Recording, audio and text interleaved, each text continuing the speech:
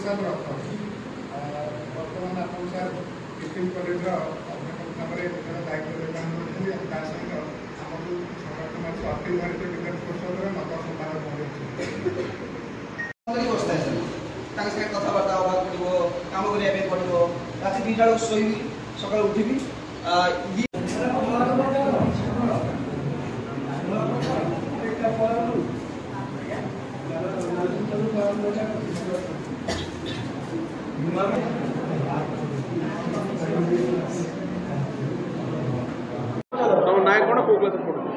मो ना तृष्णाराणी साहू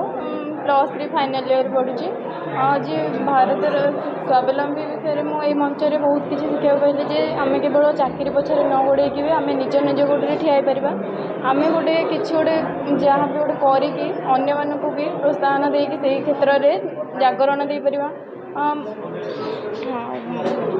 निश्चिंत भाव रोचे कारण आम केवल चाकरी पछरे गोड़े सीटा नुह जमी भारत आम सब क्षेत्र में शुणुचे भारत गोटे बेकारी भारत गोटे अर्थपूर्ण नुह देश नुह तो आम सेटा को आम मुंड से आउ कौ देश भाभी पारती आम निज मुंडर से बाहर करके आम समस्त कह ना आम भारत गोटे अर्थ संबल राज्य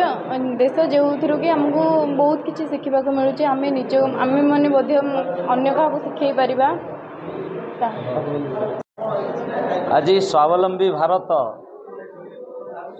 स्वदेशी जागरण मंच ओडिशा तरफ कार्यक्रम उद्यमी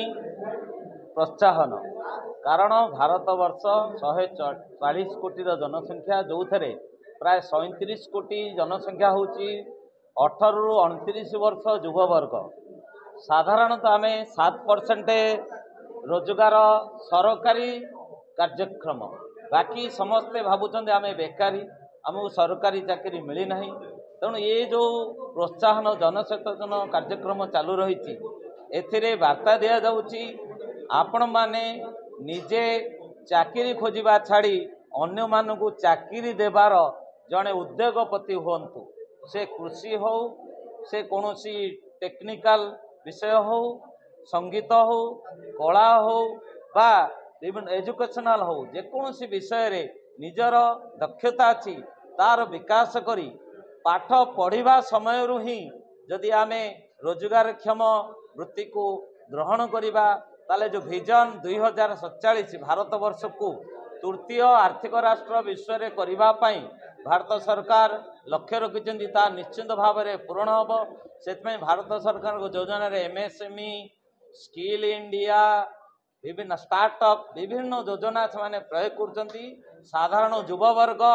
अन्य उपरे निर्भरशील न होई निजे निजर वृत्ति विकास करू एवं उद्योग प्रतिष्ठा करू यह ही आज कार्यक्रम लक्ष्य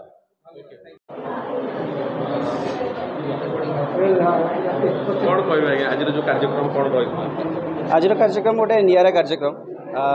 कार्यक्रम ये कि कॉलेज स्टूडेंट माने आज जहाँ पाठ पढ़ुंट काली जाई से पाठ पढ़ा पर से कौन करेंगे से गोटे बड़ क्वेश्चन मार्क से क्वेश्चन मार्क आंसर आम पाखे बेले बेले न था बेले बेले थाए भी से जिनटा को आम आज यही मंच मध्यम आम आज समस्त को जनवाई चाहूँ कि आम चाकरी नक गोटे उद्योगी हो पार आम कि भी कर लाइफ रे किंतु आम रोजगार क्षम हो पार रोजगार दे पार यहाँ हूँ मुख्य उद्देश्य था पर्टिकुलर मंच मोस्टली आम जी कॉलेज स्टूडेंट मानक देखुचे कॉलेज स्टूडेंट मानकर प्रत्येक क्षेत्र में से उत्साह अच्छी से सबकि करें किंतु आम टे गाइडेंस दवा दरकार आम केमी गाइडेंस दवा से हूँ मुख्य उद्देश्य आउ सेकेंड जिन हूँ कि आम टे फॉलो करवा कि आम पाने केते भल रास्तार अच्छा भल पाठ पढ़ुं ना ना आम टे गाइड करवा जे नुआ नुआ एक्सपीरियंस दवा जे नहीं केवल आर्ट साइंस कॉमर्स नुहे आउ कि स्किल्स अच्छी जो स्किल्स गुड़ाक नहीं निज कैरियर को आगू नहीं जापर बेकारी समस्या केते सहायक हो ये कार्यक्रम 100% सहायक हम क्योंकि कहीं बेकारी समस्या आम केत कहे जो आम भावुचे केवल गवर्नमेंट जॉब टे न पाइले आम बेकार हो गए से बेकारी समस्या नुहे बेकारी समस्या जिते आम भावुचे आम कि ना से आम भावुचे निजक बेकार किंतु आम आजिका डेट्रे एमती लक्ष लक्ष उपाय अच्छी जो उपाय आम रोजगार करें रोजगारक्षम हो पार आटा को लेकिन आम 100% आम निजक रोजगारक्षम कर धन्यवाद।